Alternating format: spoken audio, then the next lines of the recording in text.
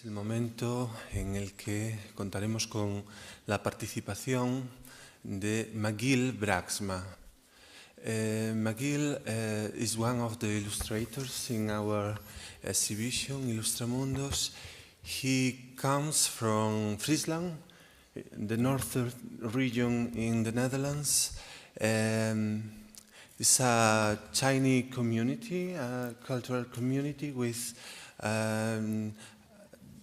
their identity. They speak Frisian, a linguistic a language, and this identity is very important for Machiel. The conception of his work, his illustration, has a special relationship with his identity and his language. In fact, he introduced a relationship between creation and language. Also. So, and also we need to talk about the special kind of illustration he's developing, a new concept, very, very special and very important in this exhibition, because it's also a new concept. The conference, the plenary conference, Machiel Braaksma will present is titled Rearrange, a different way of illustration. Please. Yes, okay. Thank you very much for having me here. I'm really enjoying myself here in San Diego, meeting lots of very nice people, students, and of course I've seen many beautiful pictures on the conference, so maybe I consider immigrating to San Diego. You never know. You're welcome.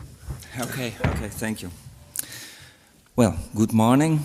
As José said, my name is Machiel Braaksma, and I'm from Friesland, the north part of the Netherlands. That's the upper part, you know. What you have here this morning is an illustrator and a monkey.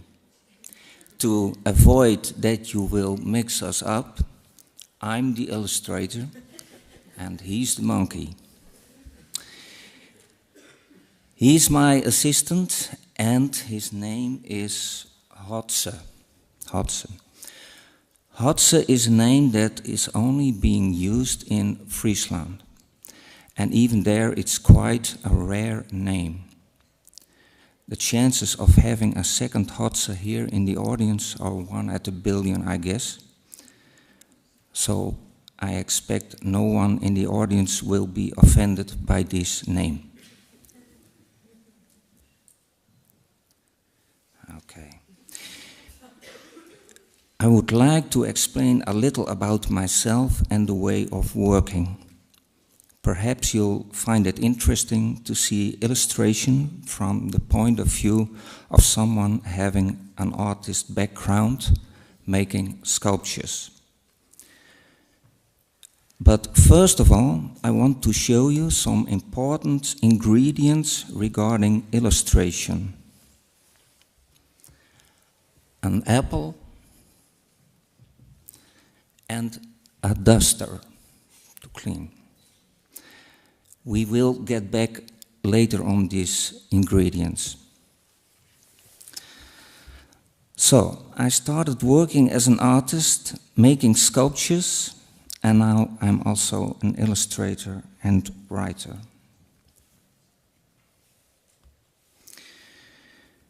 My sculptures are composed of different materials that most people are familiar with. This aquarium, it's a different one than you'll see at the exhibition. This aquarium is made of all kinds of stuff. For instance, some plastic bottles and little plastic forks.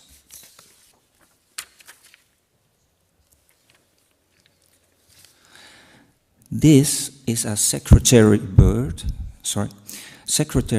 made of spoons, a hair comb, and on the head you see some black parts from spectacles. Almost the same like my own spectacles. You can see those small legs on the side.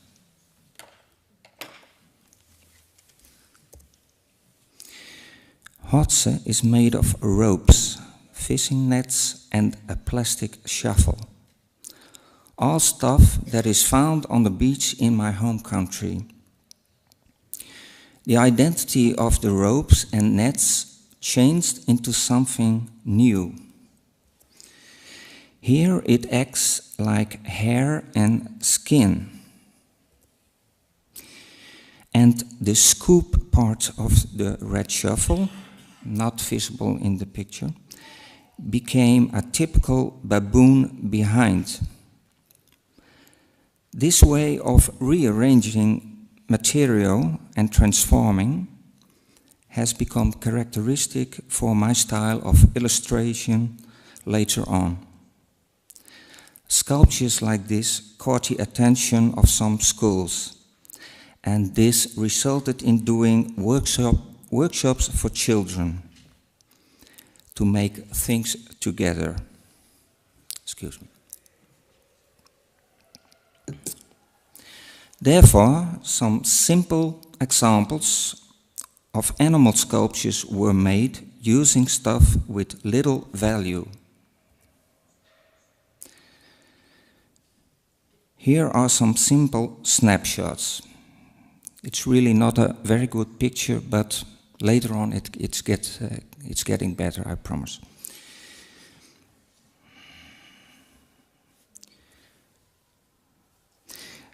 These examples were not meant to be copied, but to stimulate and encourage children to make something unexpected. This collection of examples became more and more, because I became grasped by it myself and just couldn't stop.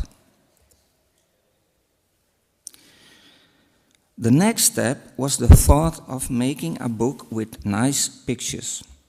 So a local publisher was approached with a selection of pictures. He told me that publishing was not possible unless he would ask a writer to make stories to go along with it. So I asked if I could try it myself first. I had written some short stories for my son, who is dyslexic, so he could practice reading more. And he is very much interested in animals. That's how finally the book Animals Are Everywhere was realized. The title means that in every common daily used object an animal can be hidden. So therefore, the animals are everywhere. Because of this thought of the possibility to use anything that you see, or examine every object, tool or thing, suddenly the whole world changes into a large warehouse. You look with different eyes at things you thought you knew so well. When you forget about their original function, they reveal other qualities. In Spanish, this is called an irijo, something. Thank you. Children and adults analyze this animal automatically because they recognize parts, and therefore they become involved immediately.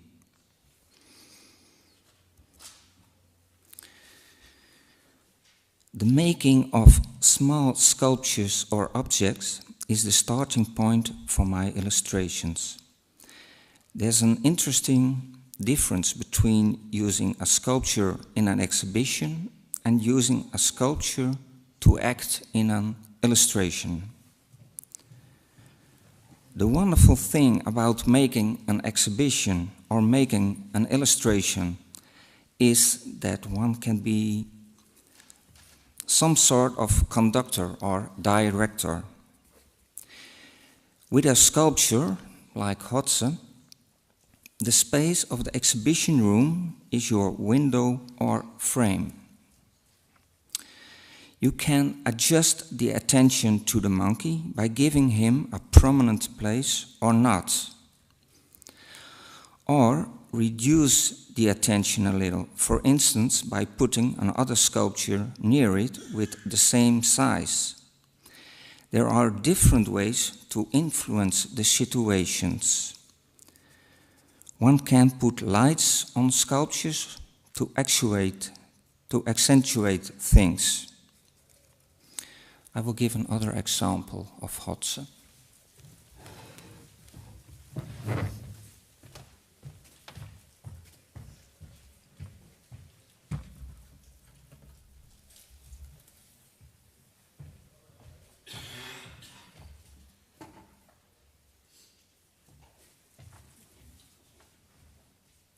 So now we have a quite intimidating situation, at least for me, because he's looking at me, so it's completely different.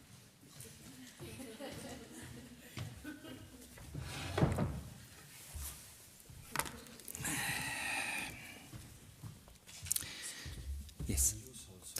Oh, it's okay. It's okay. With an exhibition, you also can create an invisible walking route, just by leaving walking space on the floor, which direct people automatically from one sculpture to the next one. People can walk around the sculpture and see and create different angles. Seen from the front, Hotze's expression is maybe a little angry or suspicious. He doesn't seem very cooperative. But still he's sitting here silently and taking it all in of what is going on over here. He looks involved with us and has clearly his own opinion. But if he gets turned around a little with his back to the audience, one could describe him as demonstrative, disagreeing, or uninteresting.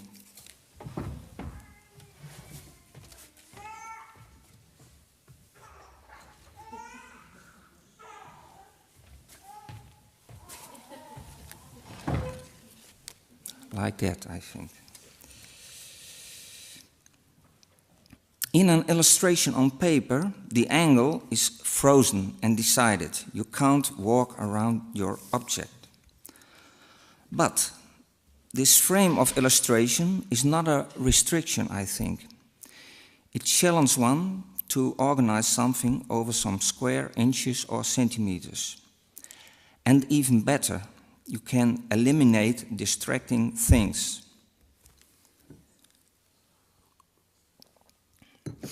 Your frame can isolate things and make the illustrations more intense by this isolation. In an exhibition, you can't remove a distracting door, for instance, or make the ceiling a little higher. So the focus is different.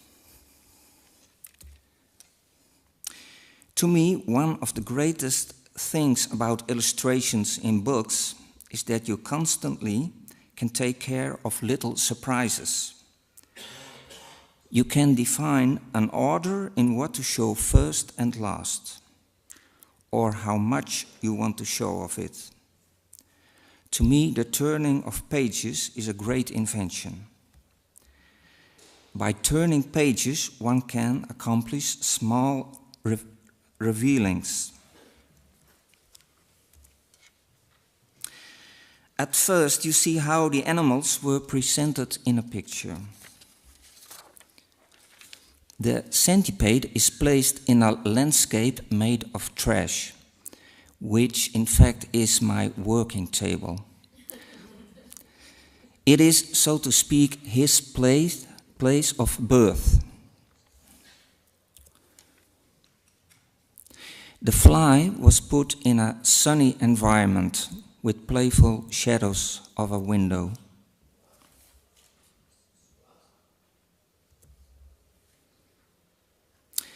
And the mosquito has a landing spot of his own, like a helicopter. I've translated the story, which goes by this animal, in English. Air Force. Today there's a lot of action in the air. The two pilots, Dirk and Hannes, are very busy. Summer has begun and there are things to be done. Hannes, are you still on the ground? Roger, Dirk, I am. Two arms with rolled up sleeves are trying to escape. I'm on my way, tell me the position. Roger, I'm on it. 1 or 2 stings. 2 times. This one is really miserable. Okay, Roger, I'll be right back. Over and out. Ouch, darn, I got stung. In the book, Animals Are Everywhere, turning pages plays a special role.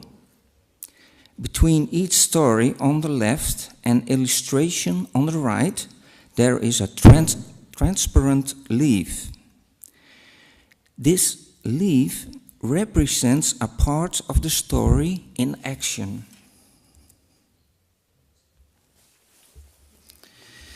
This transparent leaf suggests a transparent display inside an aircraft used for targeting. The transparent leaf with the information about fuel, speed and height suggests a peek inside his head.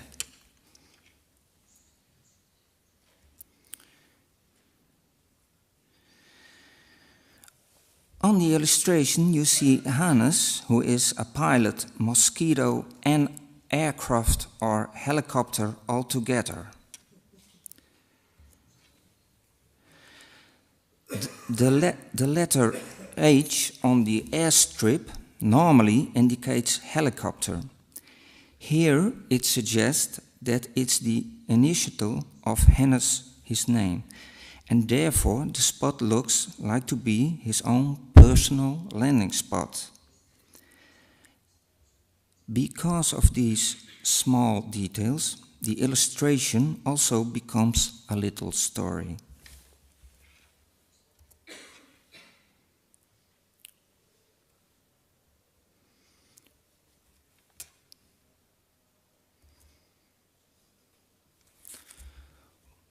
Well, this is technique. I suppose he's... Okay. Yeah, he's going too quick now, of course. This is the other way around. The fly is about to being smashed with a fly swatter.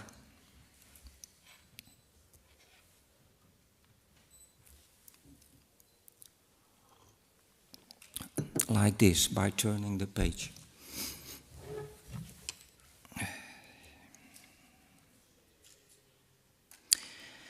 And here's a train station with a centipede as a train passing by.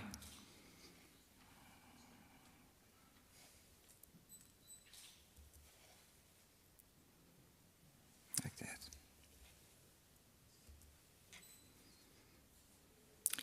This is the hedgehog which you saw earlier.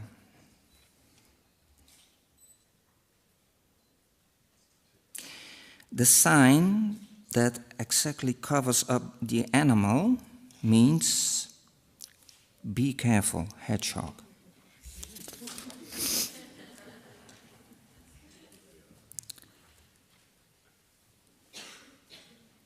Back to the actual picture.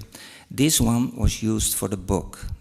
The next pictures show the exploring of some possibilities, which are also done. It's just try to figure out which is the best situation for illustration. This is the other one.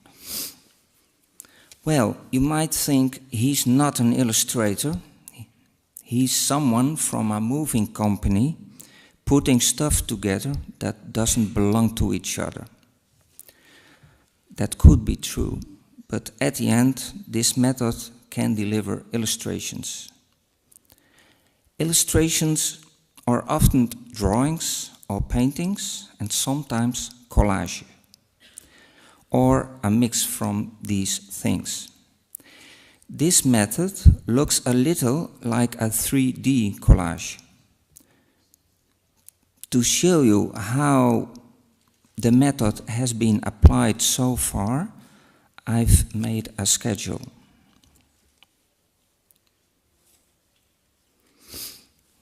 Here's a schedule about 3 different books.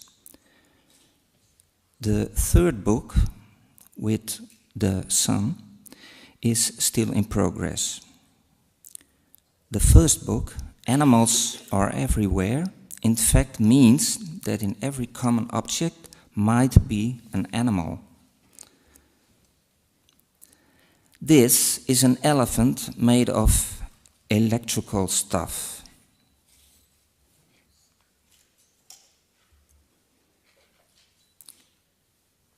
Here's also an elephant, but quite different than the one before. It's from the second book, titled Nice Stories, which in my language also means nonsense.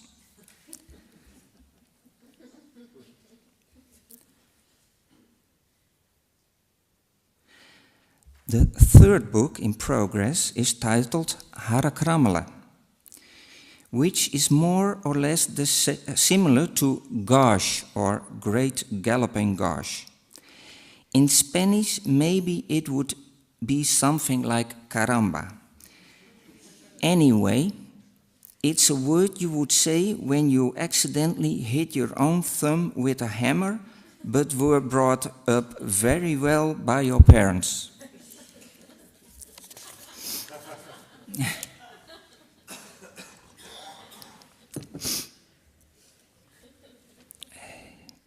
There have been used 3 different methods making these books. For the first book, the objects were made first, and then the stories were made up. It's an exciting way to extract a story by what the objects supply. And it has all to do with imaginations and associate. In this case, typical characteristics of animals we used, or the material where the animal was made of. This is about an elephant who likes to listen to trumpet music. His radio broke down and now he wants to repair it by putting his trunk in a hole in the middle of the picture. Then he gets an electrical shock and starts trumpeting himself.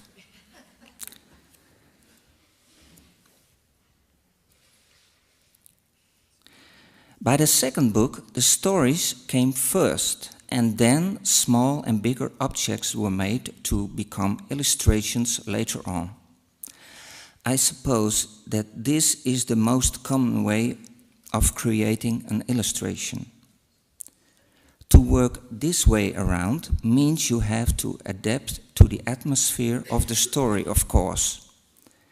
And for instance, when necessary, create a surprised expression on a face. So I think it's more difficult than the first method, because you are more limited and pointed in a direction. Here you see a small hedgehog who is not allowed to come at a birthday party, because the last time he did, he destroyed all the balloons just by walking around with his things, you know. The third book is different again. This book is about trains, railways, and a train station that is managed by animals. At the same time, objects and stories were developed. The objects were made and used to make beautiful pictures, without being concerned to which story these pictures belong, just keeping the stories somewhere in the back of the head.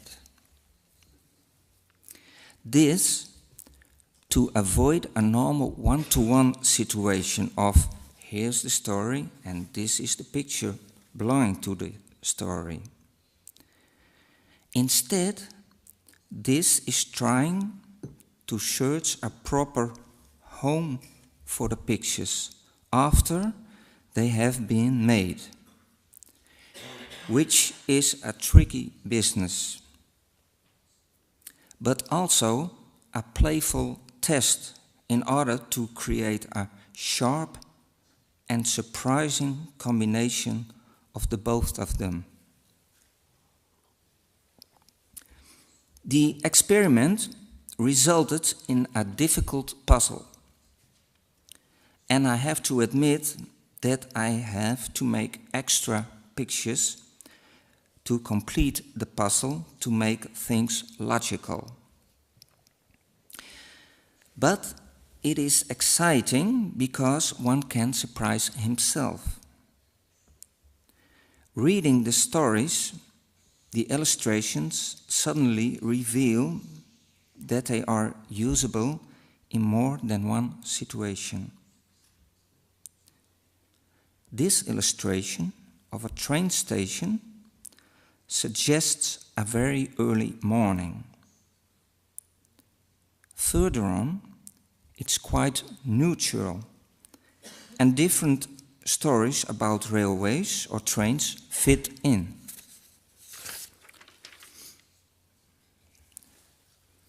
Style. There are two items which are recognizable for the style and signature of all of these three books. Light in an illustration, which provides energy, vitality, and atmosphere. And secondly, the structure of the illustrations. Assemblings using objects from simple towards complicated situations.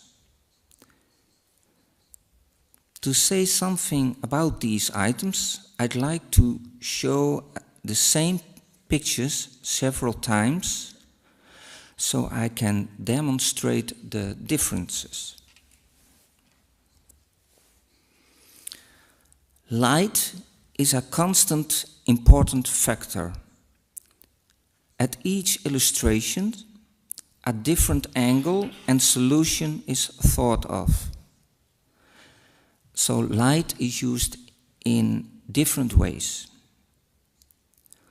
So sometimes it's almost used as painting something.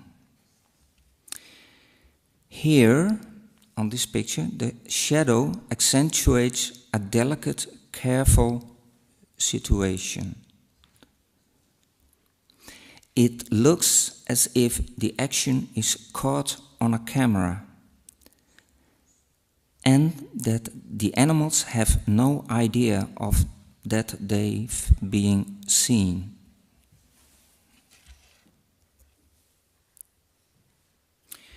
Here, the light is used to achieve an extrovert expression. Here I am. I'm not hiding, and there's no compromising with me.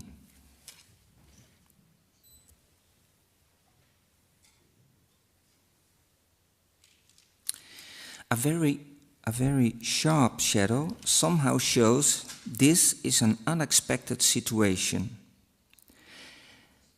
Because of the shadow, the figure on the left is actually used 2 times to show that he's surprised. It's some sort of extension of the figure.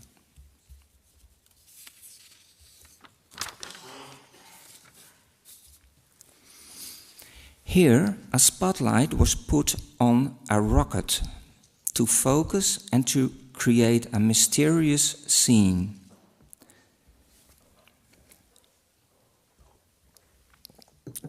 Important was the fact that one can look through the glass into the rocket, which is inviting.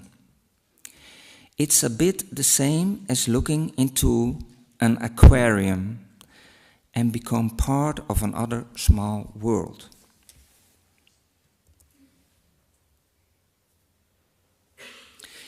Here, reflection and half-transparent materials suggests a large train station hall. So one can almost imagine the echo of a broadcasted message about the trains.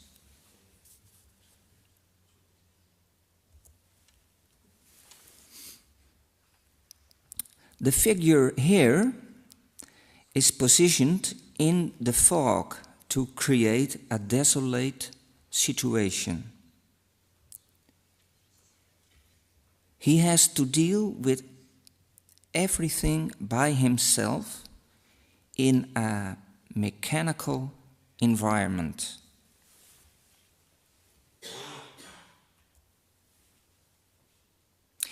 So in each illustration, the light has a major role. The atmosphere achieved by the light in the illustrations can be described as followed: vulnerable, delicate, proud, self-confident, suddenly being busted,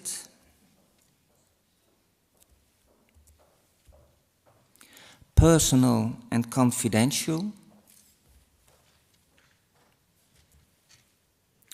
formal and well organized,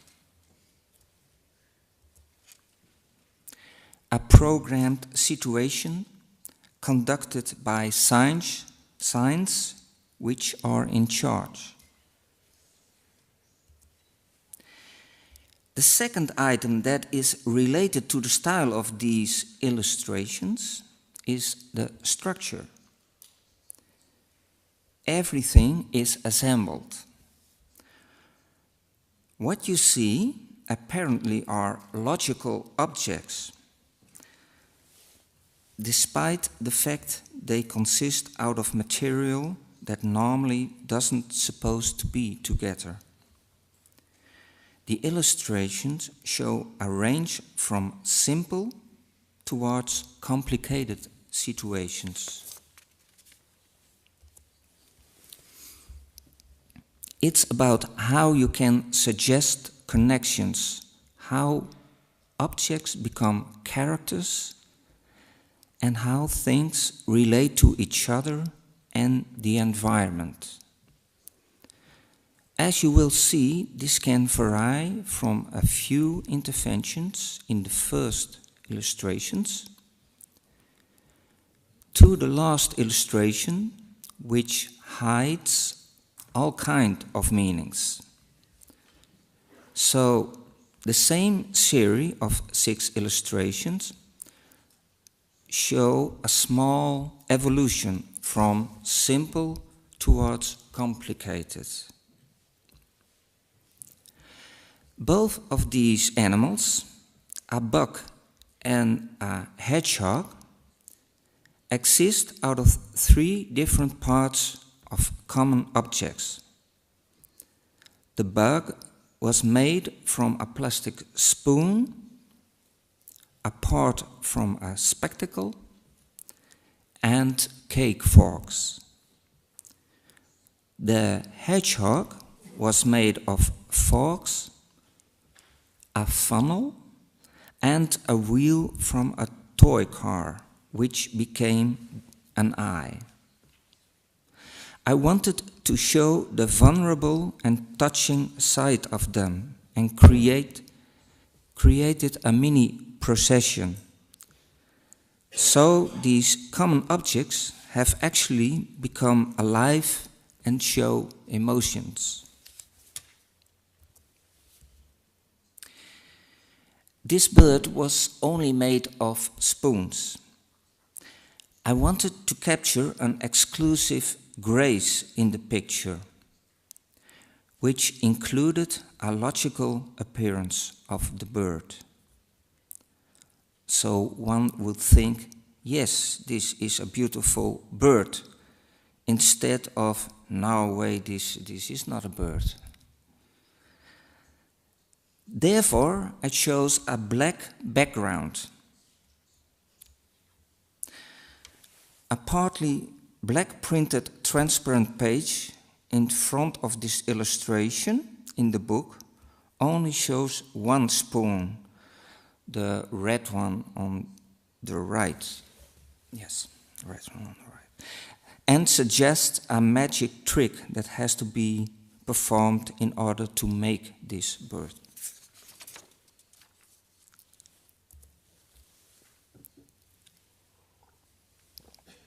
The figure on the left, an unpleasant insect, is made of 4 different parts. The butterfly is made of 5 different parts. Normally, these materials, like plastic spoons, knives, a wall plug, and so on, do their job and further on are not important. Now, the parts became figures. It seems that they manage to suggest an interaction between each other. So, the empty space is filled with communication.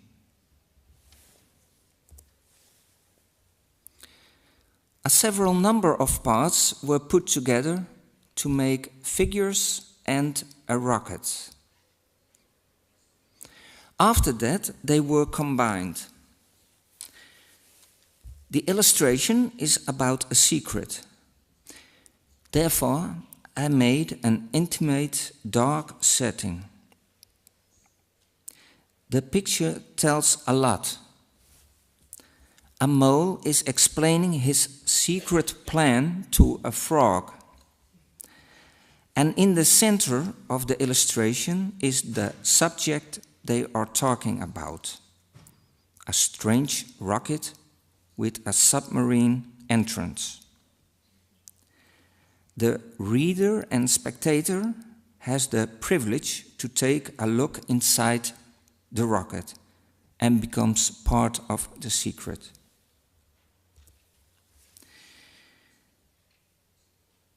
The following illustration.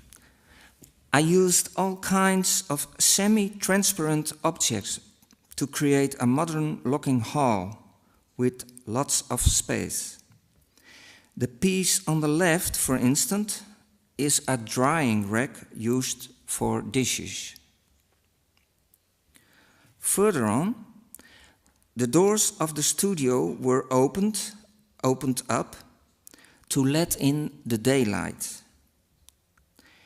And I used my stainless steel working table and took advantage of the reflections.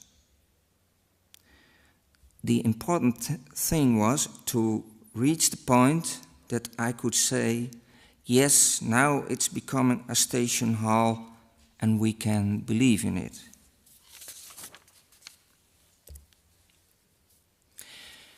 This is a complicated, rich picture. Like the picture before, all kinds of different parts were used. The railway shows musical notes. It's a fragment of a music piece by Aaron Copland, one of my favorite composers.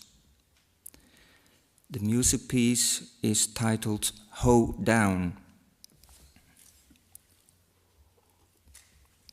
A hoe down is a short, demonstrative dance where the new dancer tries to outnumber the previous dancer. or a musical performance, for example on violin, with a similar competition element. In a way, the parts of my objects also make their demonstrative moves. They all act and trying to be the best in what they are, supporting actors in an illustration. The first plan was to bring music throughout the whole book. Graphically, it would correspond nicely with locomotives and their moves. So at the end, one would have a complete music piece. But this would result in a lot of illustrations with more or less the same angle. Otherwise, you cannot read the notes. The short round chimney of the locomotive reflects the studio and the artist. In fact, it's a picture in the picture. Someone said, you have to Photoshop it and remove it. But I like it. It has become a small autograph. With a smoke machine, more depth was brought into the illustration. It was in fact a disco smoking machine I got for my birthday. But only for this purpose. So I'm not a good dancer. So.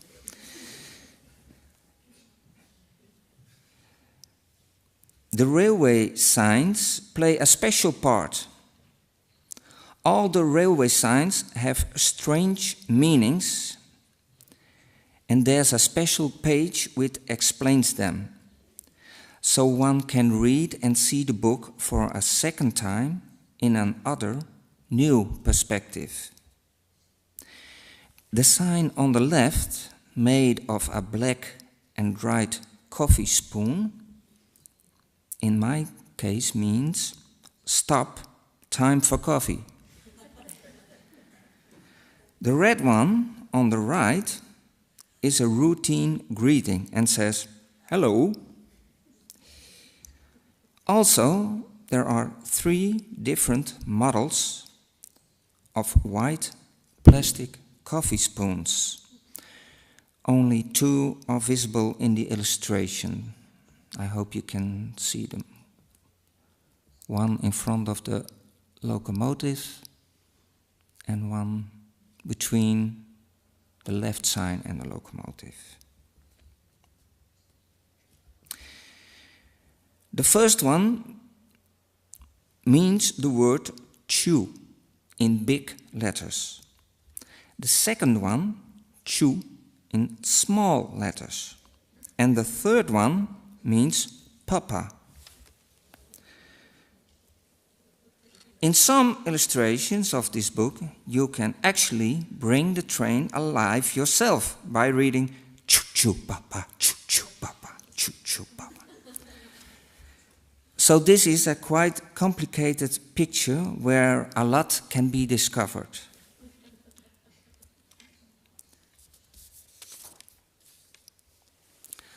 As you have seen in the book about railways and trains, railway signs play a special part. Railway signs seem to have their own exclusive language. It's a sort of in-between situation where visualizing and reading comes together, because these signs represent words. In a playful way, the original meaning of those signs can be changed by giving them new, unexpected meanings, like stop, time for coffee. It became a challenge for me also to look at words in a different way and to make assemblies out of words and use them in stories. As I told in the beginning, I'm from the Netherlands and I live in the northern part called Friesland, where we speak Frisian. This minority language is spoken by 400,000 people. And this is the language in which I'm writing.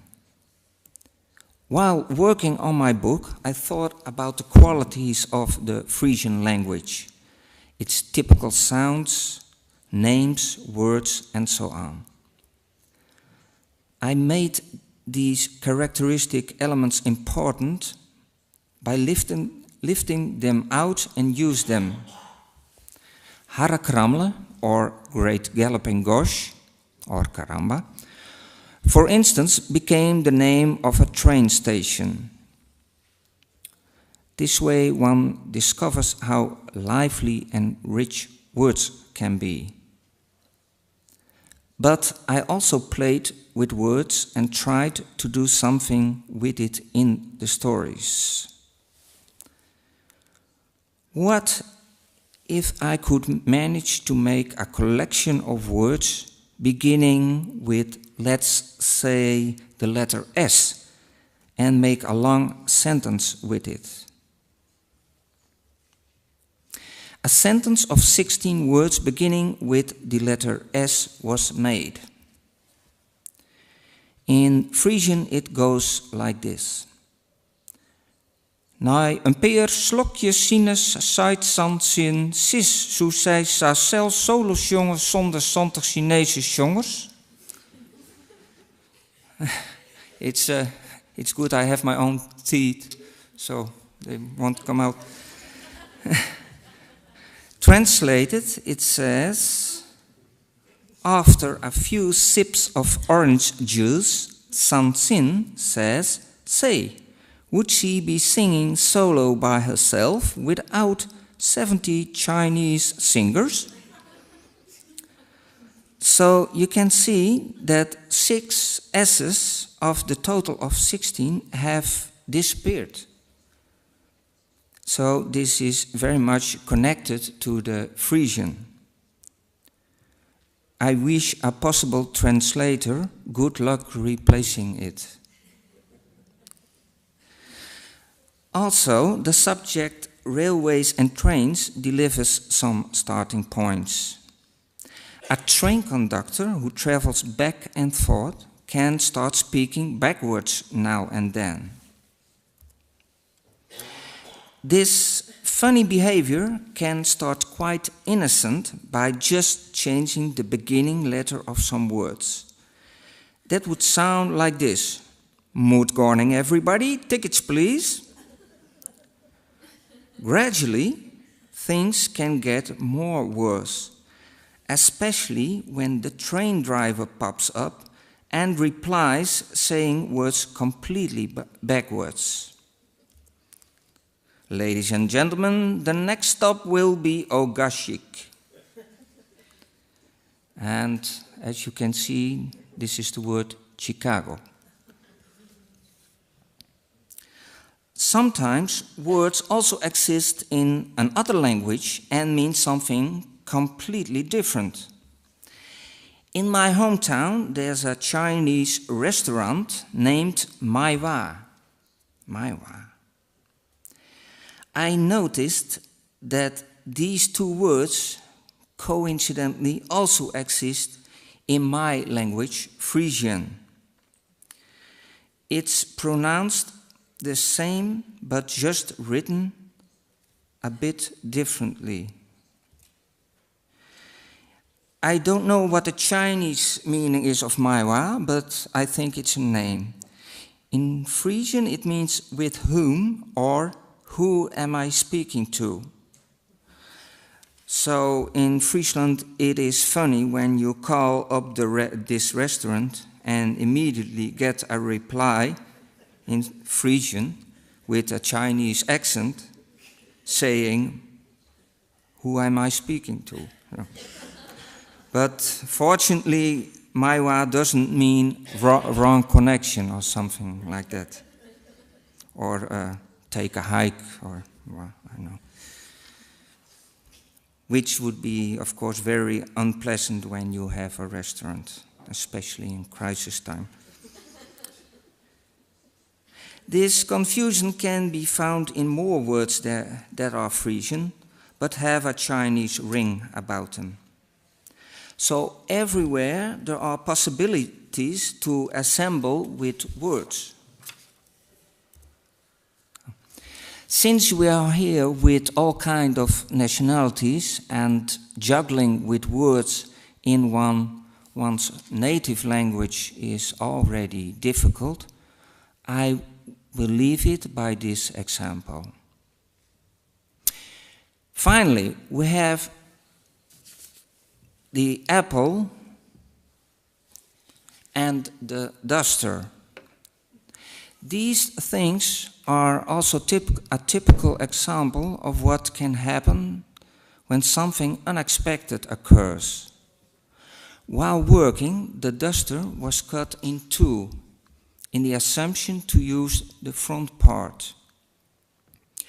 But when this was removed, a surprising volume remained on the other side. And that's how accidentally a hamster or guinea pig appeared. Only it had no eyes. That problem could be solved by eating an apple and remove the apple pits and glue them onto the volume. This hamster has no legs or ears, and I never had any complaints about that when I showed them to children or when someone looked at the illustration in the book. And I suppose that's one of the magical things that appears in illustrating, that you can suggest things and believe in it. Thank you, Hotze, for the assistance and not interrupting me during my reading. And thank you very much for your attention and mood warning.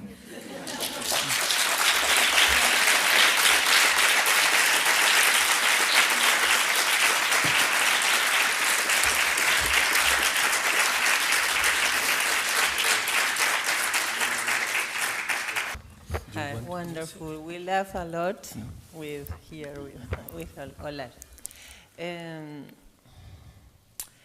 You told us that your son was dyslexic. Yes. And you play a lot with words and with changing places of letters and that. Yes. Can you explain how your son do with this? No. The changing of the letters and words is the evolution in my work. So this is the last book, about the last book. When I was writing for my son, he was much younger. Now he's 16, and at that time he was 11. So those stories were quite simple.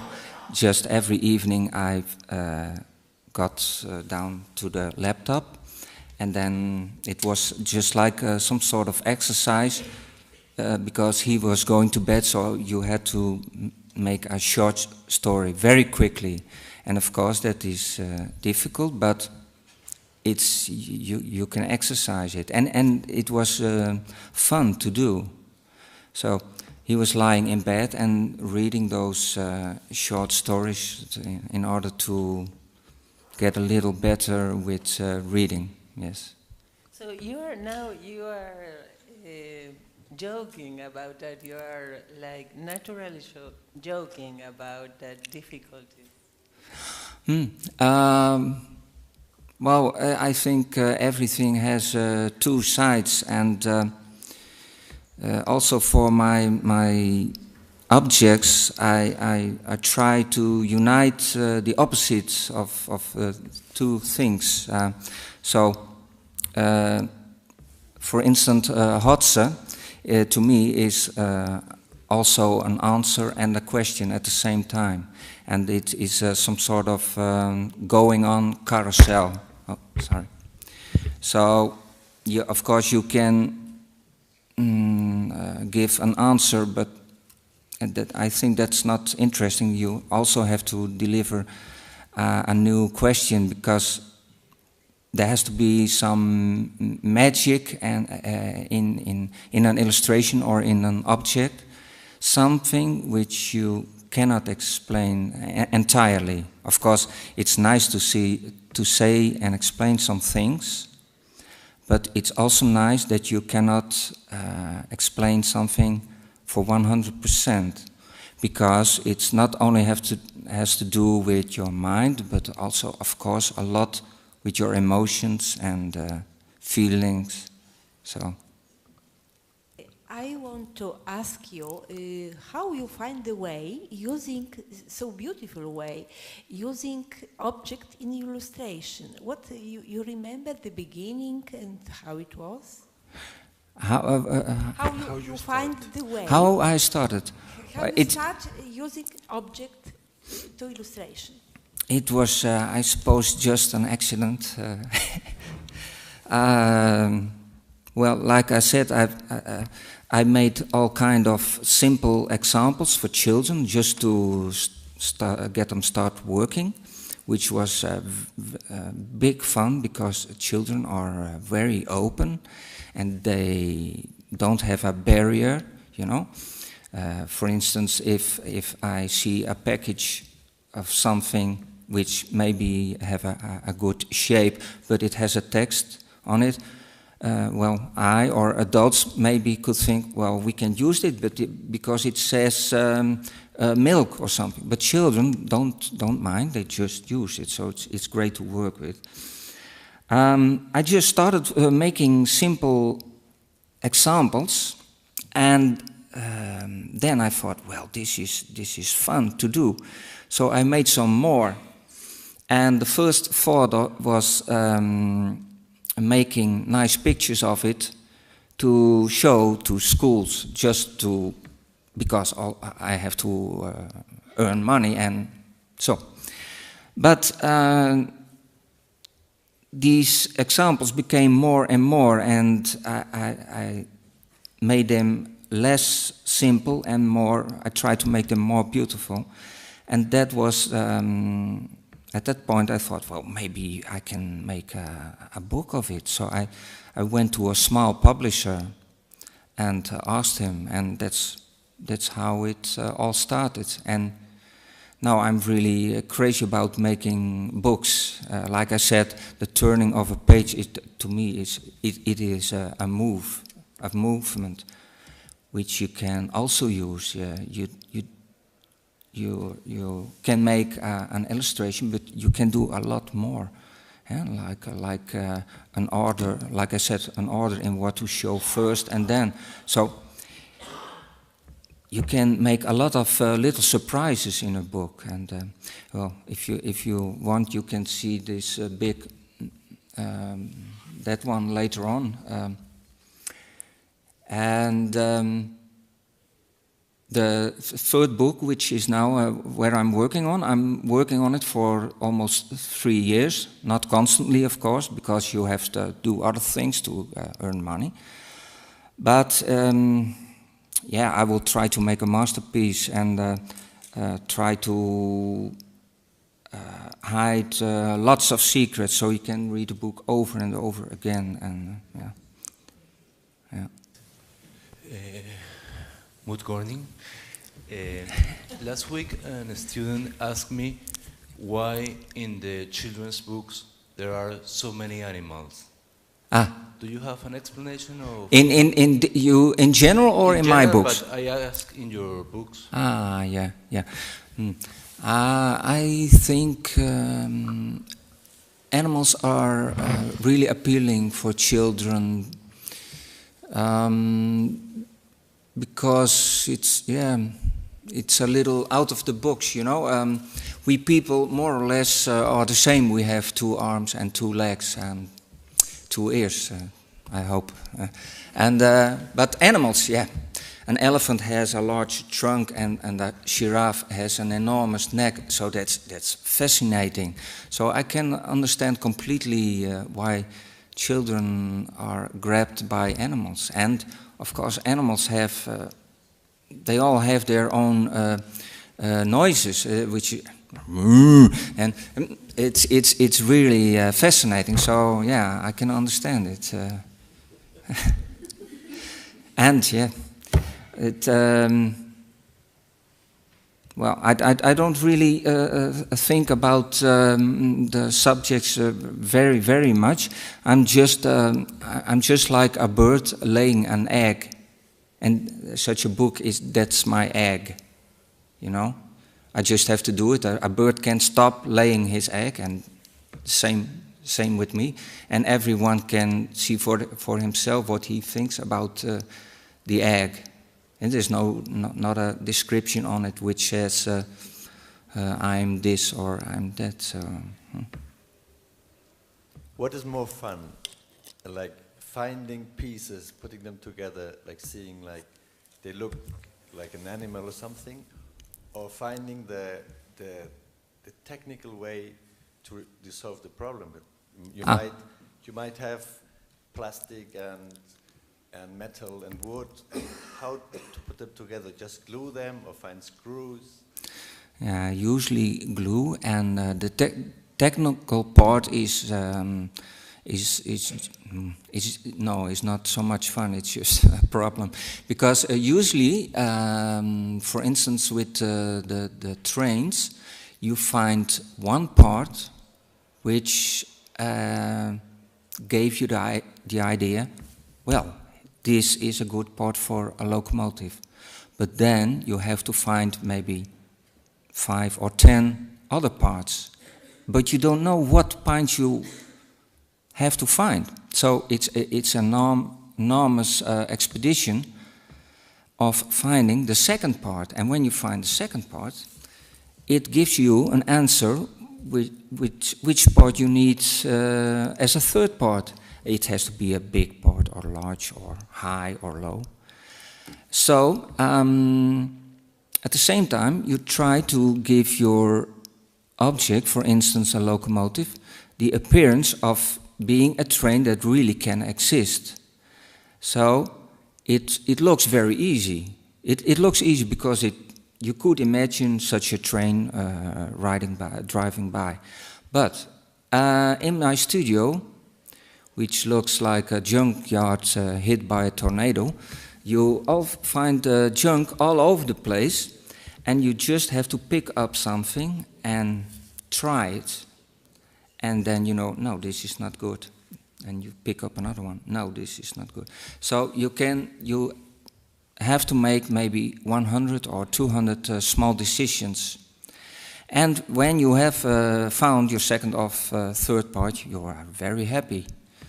And well, then you continue with the next part. But the gluing is, well, no, it's not fun. It's fun changing the identity of something you know very well. And I think the important thing is that at the first time, for instance, you see a hamster. But after that, you see maybe the pits of an apple or a duster. And then again, you can see the hamster again. And the last part is important for me.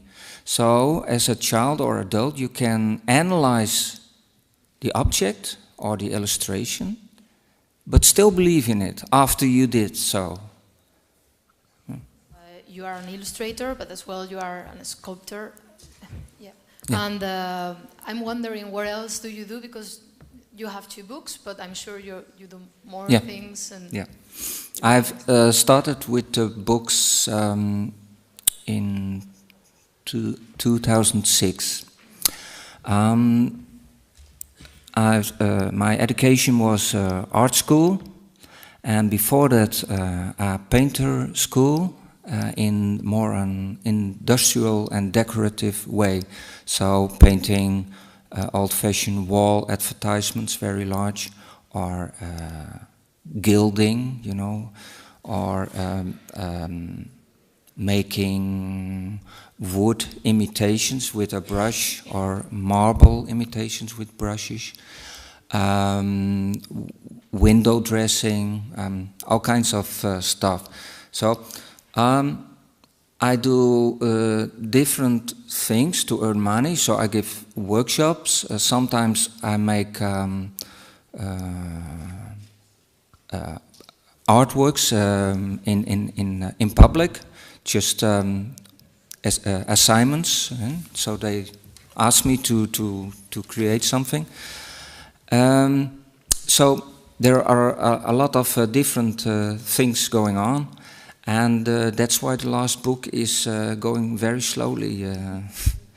So all the texts are ready, and pictures are for 80% ready. They're all in this map. But every time you have to do something to earn money, because this only costs money. For instance, maybe you've noticed on the exhibition there's a small bike, very small. And such a small bike with maybe only five parts takes 1.5 days making. It's long for just such a small bike, but also this bike has to be dynamic and convincing. So it takes a lot of time, but I'm not complaining. So you like doing a lot of different things, or would you prefer to do only sculptures and illustration? No, I also exhibiting I like very much, and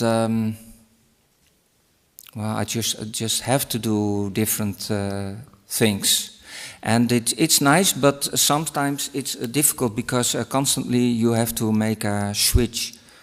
If you, for instance, teach children from 4 or 5 years, you have to act in another way than you do something completely else. So, and I suppose women are much better at those things than males. Yeah. Thank you. So congratulations, you all ladies.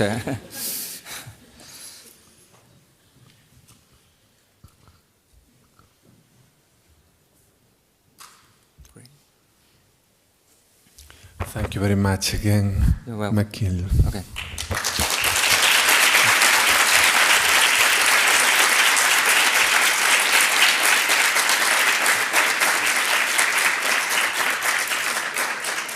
So I asked if I could try it myself first. I had written some short stories for my son, who is dyslexic, so he could practice reading more. And he is very much interested in animals.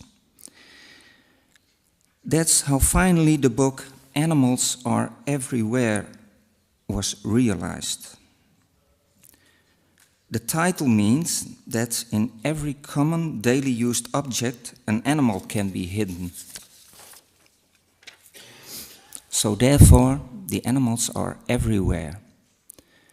Because of this thought of the possibility to use anything that you see, or examine every object, tool or thing, suddenly the whole world changes into a large warehouse. You look with different eyes at things you thought you knew so well. When you forget about their original function, they reveal other qualities. In Spanish, this is called an irijo, something. Thank you. Children and adults analyze this animal automatically because they recognize parts, and therefore they become involved immediately.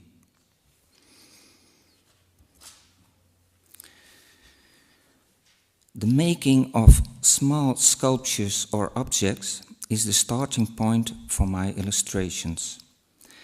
There's an interesting difference between using a sculpture in an exhibition and using a sculpture to act in an illustration.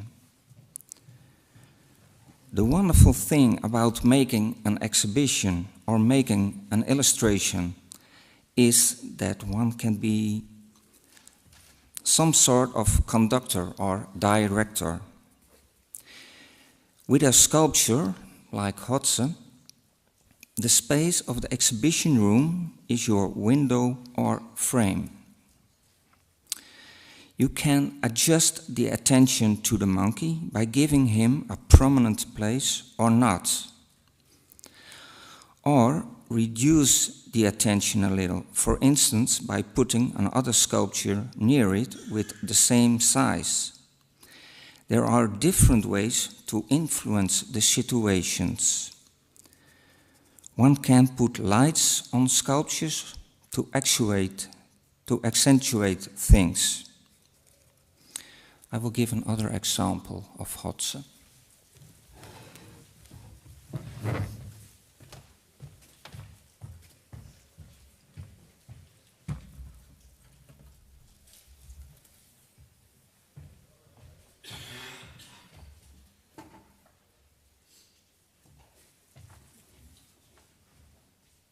So now we have a quite intimidating situation, at least for me, because he's looking at me, so it's completely different.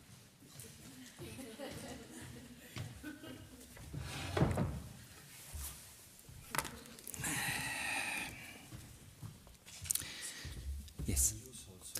Oh, it's okay. It's okay. With an exhibition, you also can create an invisible walking route just by leaving walking space on the floor, which direct people automatically from one sculpture to the next one. People can walk around the sculpture and see and create different angles.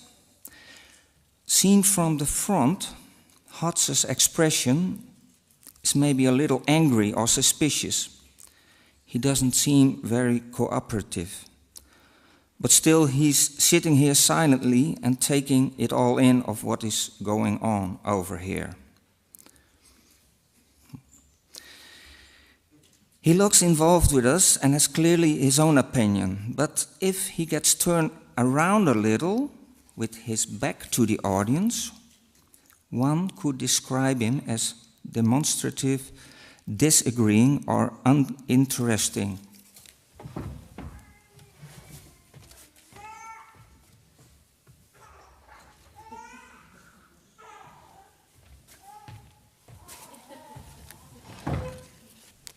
Like that, I think. All legs on the side.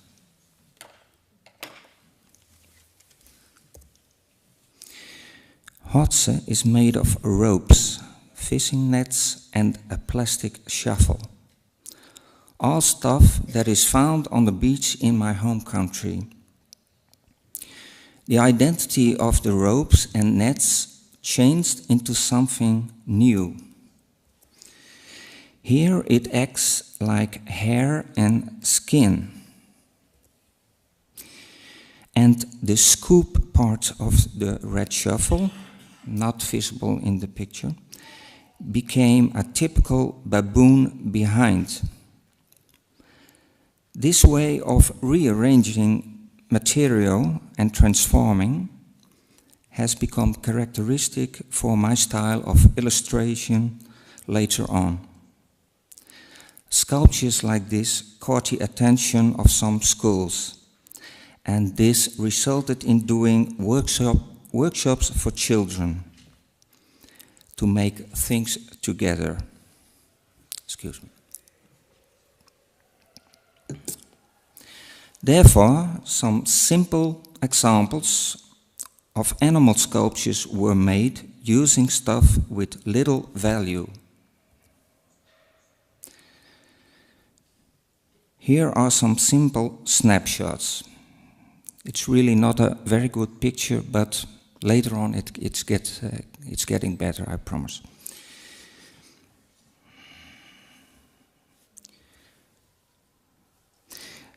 These examples were not meant to be copied, but to stimulate and encourage children to make something unexpected.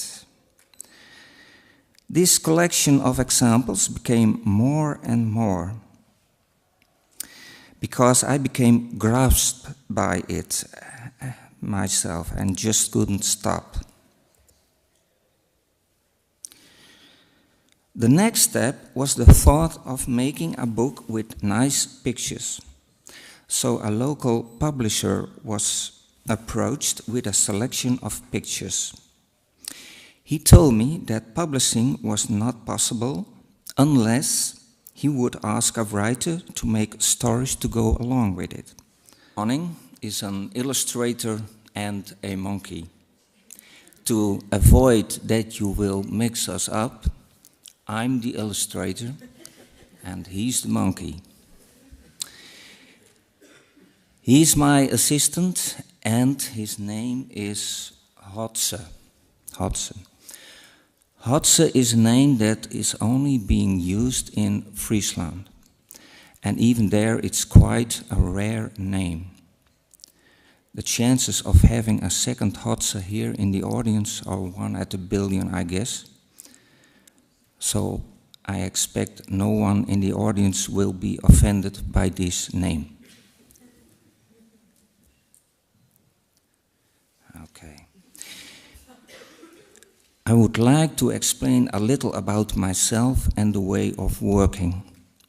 Perhaps you'll find it interesting to see illustration from the point of view of someone having an artist background, making sculptures. But first of all, I want to show you some important ingredients regarding illustration. An apple and a duster to clean. We will get back later on these ingredients.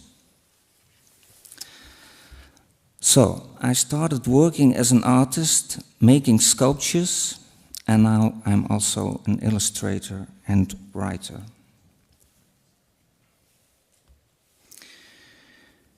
My sculptures are composed of different materials that most people are familiar with. This aquarium, it's a different one than you'll see at the exhibition. This aquarium is made of all kinds of stuff. For instance, some plastic bottles and little plastic forks.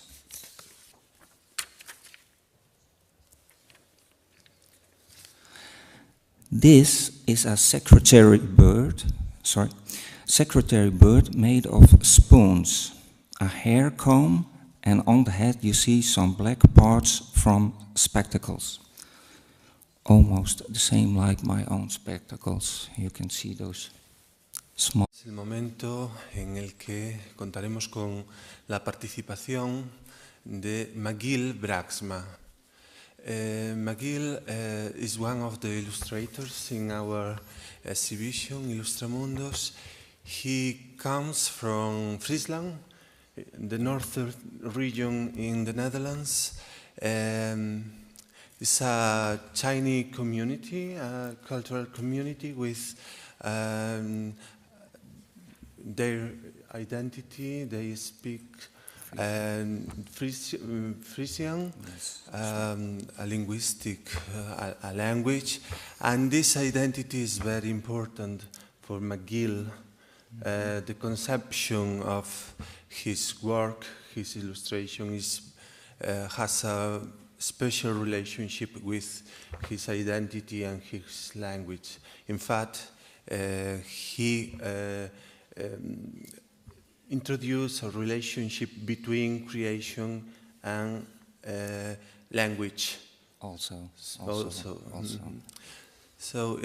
And also we need to talk about the special kind of illustration he's developing, a new concept, very, very special and